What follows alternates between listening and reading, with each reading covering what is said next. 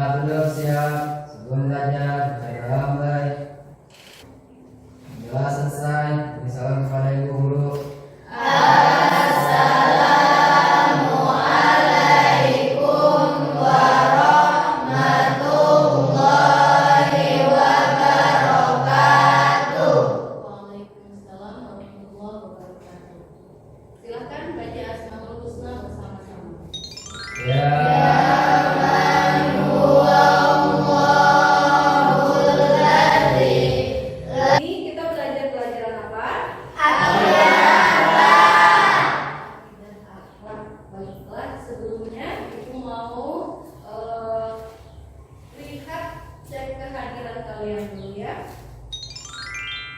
Asti Aryani Hadir. alhamdulillah banyak yang hadir. Mudah-mudahan kita semua diberikan kesehatan dan panjang umur oleh Allah Subhanahu wa taala. Amin. Sudah siap ya untuk pembelajaran hari ini? Siap. Sebelumnya Ibu mau tanya dulu, pelajaran yang minggu lalu masih pada ingat? Masih. Tentang apa?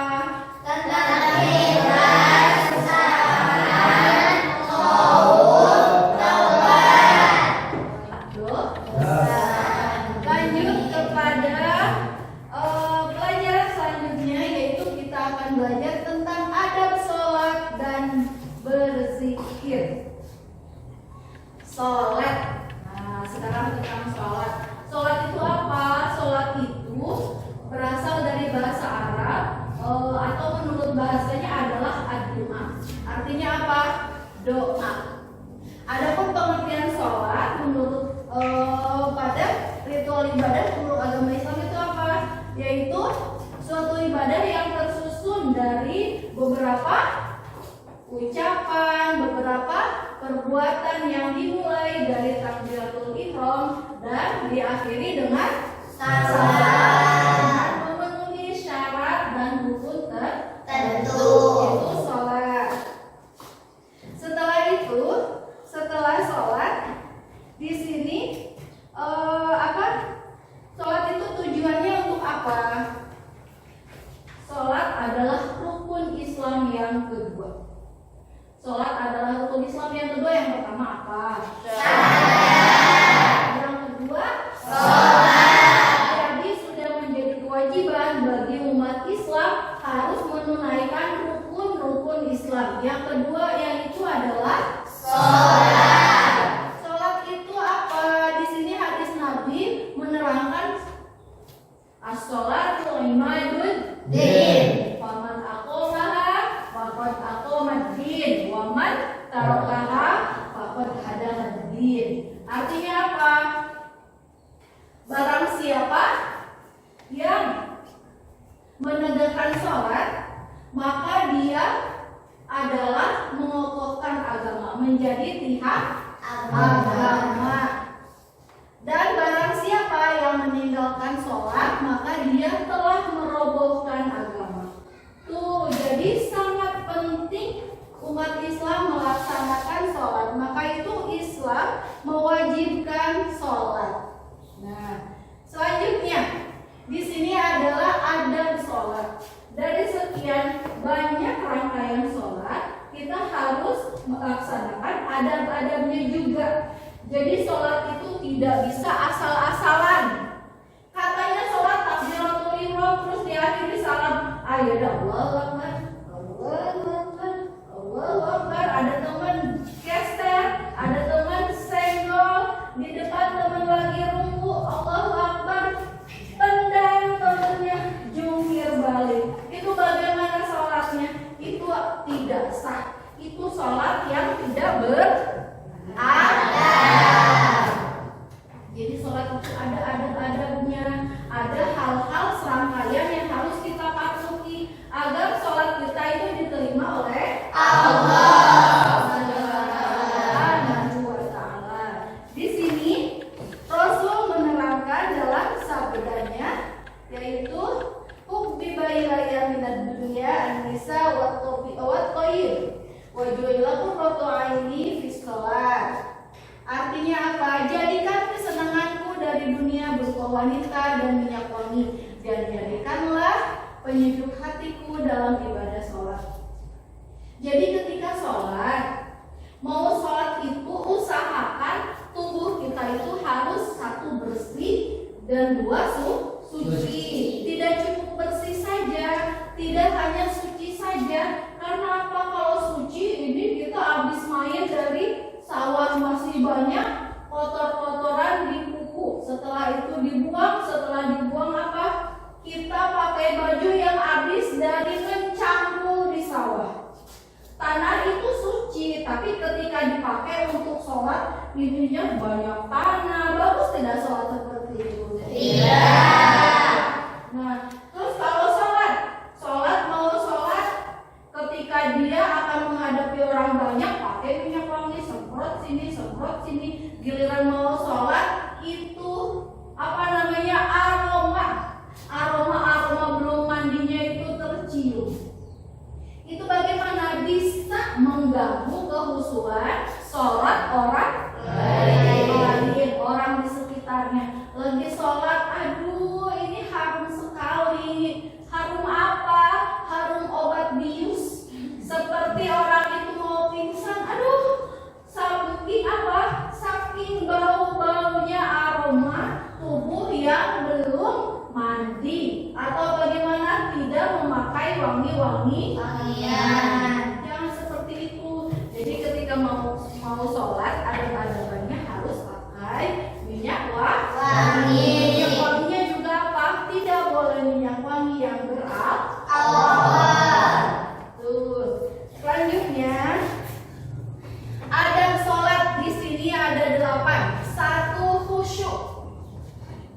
Harus khusyuk. Jangan berpikiran ke sana kemari. Jangan mikir ke sana kemari. Lagi sholat berpikir Allahu Akbar. Lagi sholat itu ingat, waduh, saya ini mau buka Facebook. Tadi di Facebook ada, di beranda ada cerita yang rame. Aduh, gak kebuka tadi. Aduh, gimana nih? Sholatnya kemana-mana pikirannya. Akhirnya apa? Ketika sholat sudah 3 rakaat, dia lupa. Ini 2 rakaat, apa 3? Ini 3, apa 4? Nah, jadi dia bisa lupa gara-garanya sholatnya tidak khusyuk. Gitu. Selanjutnya, hati yang ikhlas. Sholat itu adalah kewajiban umat Islam, dan manfaatnya pun akan dirasakan oleh diri sendiri, bukan oleh orang lain. Makanya apa? Tidak boleh sholat dengan hati yang tidak ikhlas. Misalnya apa? Teman-teman pada sholat, nanti kalau saya nggak sholat, saya dibilang bukan orang baik. Atau kalau saya sholat, nanti gimana? Kalau ada orang lihat saya sholatnya nggak khusyuk, itu berarti sholatnya bukan karena ikhlas, tapi karena takut dilihat oleh orang lain. Kalau dianggap bahwa sholat kita itu tidak khusyuk, tapi oleh orang lain, bukan oleh Allah. Tidak boleh seperti itu ya. Lanjut, yang ketiga, menjaga waktu dan batas-batasnya. Jadi sekarang sudah waktunya sholat, laksanakan sholat. Oh, nanti tidur dulu. Pas tidur gimana kalau kita tidurnya kelamaan? Makanya bagusnya apa? Sholat dulu. Sebelum sholatnya harus bersih, harus suci juga. Tidak boleh ada najis. Kalau ada najis gimana sholatnya? Tidak Sah enggak? Tidak. Makanya bagaimana? Bajunya harus yang suci. Kalau laki-laki pakai sarungnya yang suci, sajadahnya yang suci. Perempuan pakai mukenanya juga yang bersih dan suci. Selanjutnya, menyingkirkan gambar, tulisan atau apa saja yang mengganggu kehusuan sholat. Nih biasanya laki-laki, tapi perempuan juga sering. Kata perempuan, ibu saya nggak pernah pakai baju ada tulisan Ronaldo. Lagi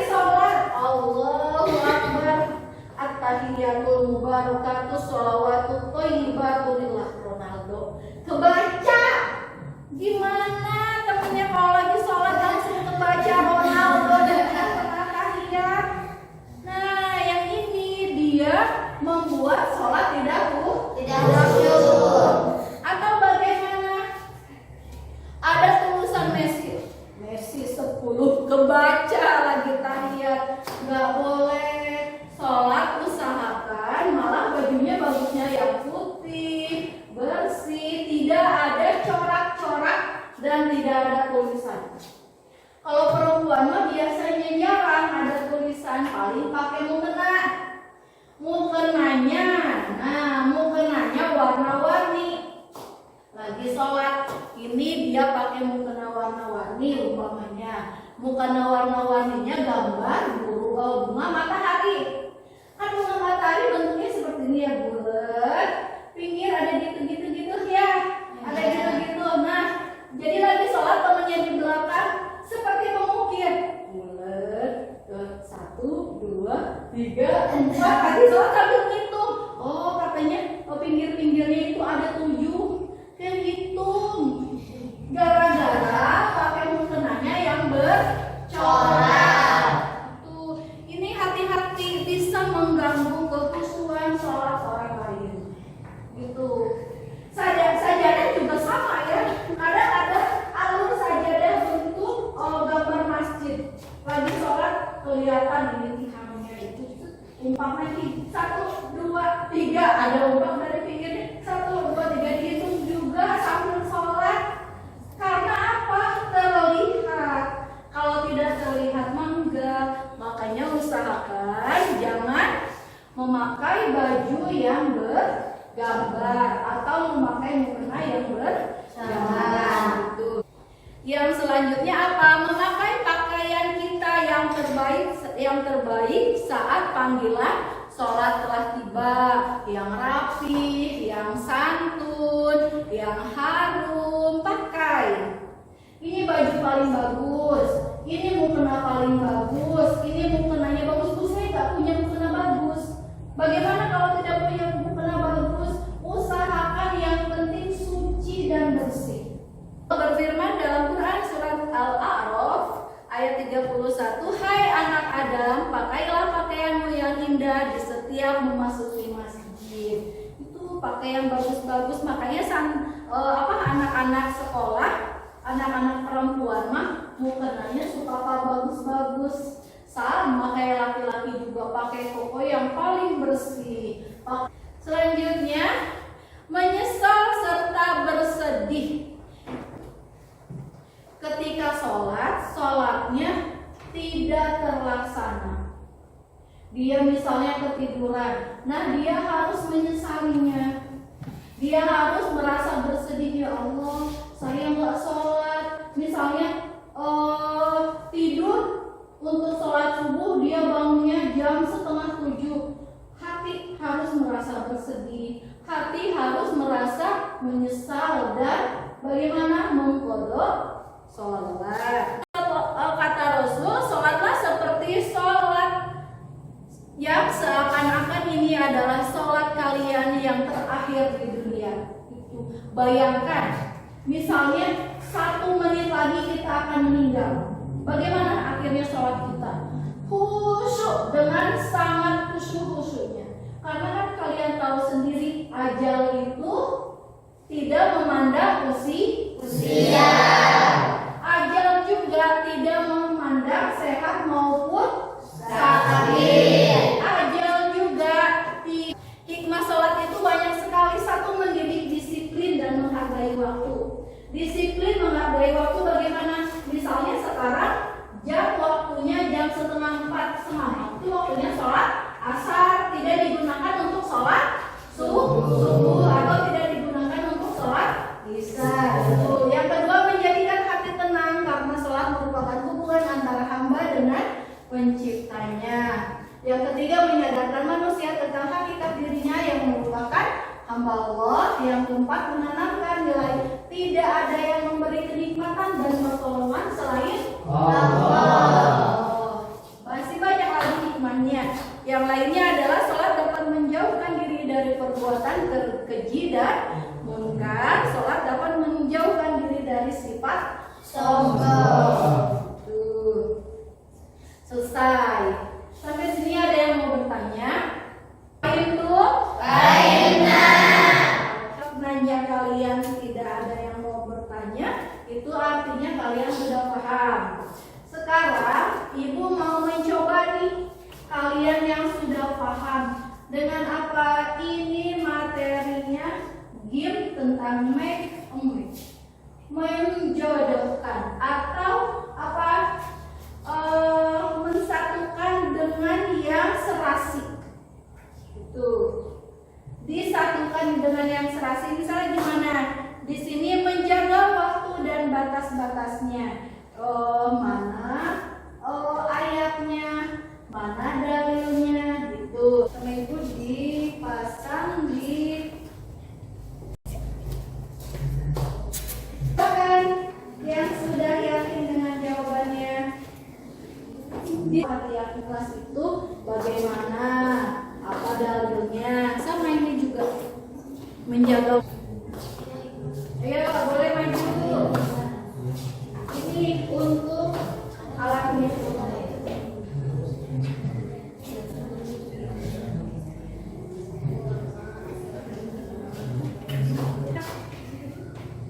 Laki-lakinya boleh.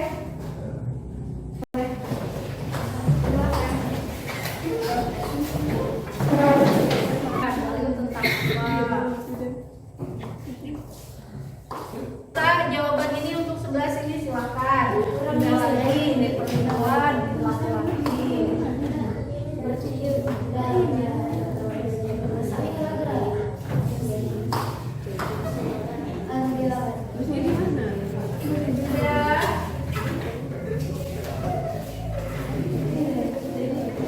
Ya silakan.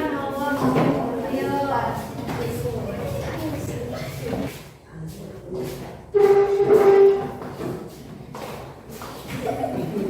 Cium tangan untuk yang tadi memasukkan match-nya pada menjaga waktu dan batasnya. 4. Ini jawabannya 1, 2, 3, 4, 5. Ada 5 orang. Mana aja? 1, 2, 3, 4, 5. Kok ada 6? 3, 4, 5. Ayo, ada yang lupa nggak nih? Siapa yang lupa? Yang salah itu orang yang salah. Pak, perempuan ya? Maksudnya perempuan. Iya. Ini berarti yang kedua ini laki-laki. Gak apa-apa, tetap semangat. Lanjut, memakai pakaian kita yang terbaik ya. Yang awal ini perempuan. Iya, nggak apa-apa. Lanjut lagi. Belum mau ilaika minal kita biwa aqimis sholat. Nah, itu tentang apa?